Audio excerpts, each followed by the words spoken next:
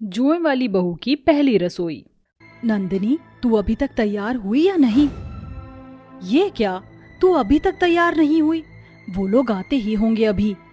माँ, दीदी तब तैयार होंगी ना जब उन्हें अपना सर खुजाने से फुर्सत मिलेगी। देखिए कैसे पागलों की तरह सर खुजा रही हैं अपना। ना जाने कहां से अपने सर में जूं भर के ले आई है। तेरी इन जुओं की वजह से तेरा कहीं पर भी रिश्ता तय नहीं हो पा रहा है। अब ये सर खुजाना बंद कर और जल्दी से तैयार हो जा। माँ, मेरे सर में जूं हैं तो इसमें मेरी क्या गलती? अब मैंने तो जूं को इनविटेशन दिया नहीं था कि मेरे सर में आ जाओ। सब तेरी गलती है। कितनी बार कहा था तुझसे कि अपना सर समय से धोया कर, किसी और की कंघी मत इस्तेमाल किया कर, फिर भी नहीं मानी तू। महीने में एक बार सर धोती है, वो भी ढंग से नहीं धोती। ना बालों में तेल लगाती है, जब देखो फैशन करना होता है। अब भगवान के लिए उन लोगों के सामने अपना सर खुजाने मत लग जाइयो। जब भी कोई रिश्ता देखने आता है उनके सामने तू सर खुजाने लग जाती है। डर के मारे वो लोग भाग जाते हैं, कहते हैं कि हम ये जुओं वाली बहू नहीं चाहिए। अगर नंदिनी, ये लोग भी भाग गए तो देखना मैं तेरा क्या हाल करूंगी। इतना कहकर आशा वहां से चली जाती है। अपनी माँ की बात सुनकर नंदिनी डर जाती है, जिसके बाद नंदिनी सर पर चुन्नी लेकर सबके सामने जाती है। बालों को समय पर ना धोने और दूसरों की कंघियों के इस्तेमाल से नंदिनी के सर में जूं हो जाती है, जिस वजह से नंदिनी 24 घंटे बस अपना सर खुजाती रहती है। काफी सारे शैम्पू और मेडिसिन के बाद भी नंदिनी की जुएं कम नहीं होती हैं, जिस वजह से नंदिनी की माँ और बहन काफी परेशान रहती थी। बहन जी, आपकी बेटी ने सर पर चुन्नी क्यों ले रखी है? हम पुराने ख्यालात के नहीं हैं, हमारी सोच काफी मॉडर्न है। आपकी बेटी को सिर पर चुन्नी लेने की कोई जरूरत नहीं है। बहन जी, ये तो बहुत ही अच्छी बात है, लेकिन क्या है ना, हमने अपने बच्चों को काफी संस्कार दिए हैं, इसलिए मेरी बेटी ने सर पर चुन्नी ले रखी है। अब इन्हें कौन बताए कि नंदिनी के सर की जुएं ना दिखे, इसलिए इसने चुन्नी ओढ़ रखी है। भगवान, अब तो सब तेरे हाथों में है, बस हमारी नैया पार करवा दे। बहन जी, हमें तो आपकी लड़की बहुत पसंद है, हमारी तरफ से तो रिश्ता पक्का समझिए।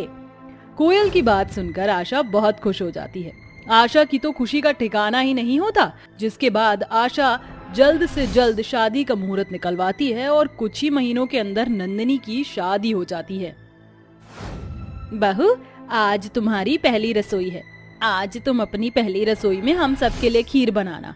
हम सभी को खीर खाना बहुत ही पसंद है। मैंने खीर बनाने का सारा सामान यहाँ रख दिया है। अगर फिर भी तुम्हें कुछ पूछना हो तो तुम मुझे आवाज दे देना, ठीक है? ठीक है माँ जी। नंदिनी बहू, हमने तुम्हें पहले ही कह दिया था कि हम पुरानी सोच नहीं रखते हैं, तो तुम्हें ये सर पर पल्लू रखने की क्या जरूरत है? माँ जी, माँ ने मुझे मेरी बहन को बचपन से ही बहुत संस्कार दिए हैं। उन्हीं संस्कारों की वजह से मैंने पल्लू सर पर रखा हुआ है। मैं तो बहुत नसीबों वाली हूँ जो मुझे इतनी संस्कारी बहू मिली है, वरना आजकल के जमाने में ऐसी बहुएं मिलना तो रेगिस्तान में सुई ढूंढने जितना मुश्किल है। अब इन्हें कौन बताए, अगर मैंने अपना पल्लू हटा दिया तो इन्हें मेरे सर की जुएं साफ साफ दिखाई दे जाएंगी। ओफो, अब इस खुजली को भी अभी ही होना था। खुजा खुजा कर मेरे हाथों में दर्द हो गया है। अब मैं अपना सर खुजाऊं या खीर बनाऊं? बेचारी नंदिनी एक हाथ से अपना सर खुजाती है तो दूसरे हाथ से खीर बनाती है। सर खुजाने की वजह से कुछ जुएं नंदिनी की बनाई हुई खीर में गिर जाती हैं, लेकिन नंदिनी को इस बात का पता नहीं चलता और वो जुएं वाली खीर ले जाकर अपने ससुराल वालों को दे देती है।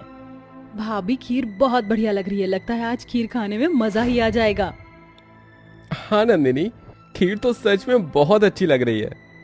जैसे ही रमन इतना कहकर एक चम्मच खीर खाता है तो उसे अपने मुंह में कुछ महसूस होता है। इसके बाद रमन जैसे ही चेक करता है तो उसे अपने मुंह से मरी हुई जू मिलती है। इसे देखकर रमन कहता है, छी, ये खीर में जू कहाँ से आई? नंदिनी, क्या तुमने चावल को ठीक तरीके से साफ नहीं किया था? अब इन्हें कौन बताए कि ये जू मेरे सर से गिरी है। बोलो नंदिनी, मैं तुमसे कुछ पूछ रहा हूँ। बस करो रमन, बहू की पहली रसोई है। पहली रसोई में हर किसी से गलती हो जाती है। बहू, आइंदा से ध्यान रखना। नंदिनी इस बार बच जाती है, लेकिन नंदिनी की नंद कविता को नंदिनी पर शक होता है, जिसके बाद वो नंदिनी पर हमेशा नजर रखा करती थी। नंदिनी के सर में जुएं होने की वजह से हमेशा खुजली रहती थी, जिसे देखकर कविता कहती है, भाभी दिन में जितनी बार सांस नहीं लेती उससे कहीं ज्यादा बार तो अपने सर खुजाती है। लगता है कि भाभी के सर में ही जुएं हैं, तभी तो भाभी सर पर पल्लू रखकर घूमती है, वरना आज के जमाने में इतनी संस्कारी बहू कहाँ ही मिलती है। ऐसे ही समय बीतता रहता है। रमन के नंदनी के साथ सोने की वजह से रमन के सर से भी जूं हो जाती है और वो भी अब अपने सर को हमेशा खुजाता रहता है। क्या हुआ रमन बेटा, कब से देख रही हूँ अपना सर खुजाए जा रहा है। पता नहीं माँ, कुछ दिनों से बड़ी खुजली हो रही है सिर में। अच्छा इधर तो आ, जरा तेरा सर तो देखूं मैं। कोयल जैसे ही रमन का सर देखती है तो उसे रमन के सर में ढेर सारी जुएं दिखाई देती हैं, जिसे देखकर कोयल कहती है, हे राम, इतनी सारी जुएं रमन तेरे सर में, ये जुएं कहाँ से? आखिर हमारे परिवार में तो किसी के सर में जूं नहीं है। पता नहीं माँ, ये जूं मेरे सिर में कहाँ से आई। मैं बताती हूँ माँ, भैया के सर में ये जुएं कहाँ से आए। इतना कहकर कविता नंदनी के पास जाती है और उसका पल्लू हटा देती है। सर से पल्लू हटने पर नंदनी के सर पर जुएं साफ साफ दिखाई देती हैं। इतनी सारी जुओं को देखकर कोयल कहती है, हे भगवान, इतनी सारी जुएं मैंने आज तक जिंदगी में इतने सारी जुएं कभी नहीं देखी। बहू, ये जुएं तेरे सर में कहाँ से आ गए?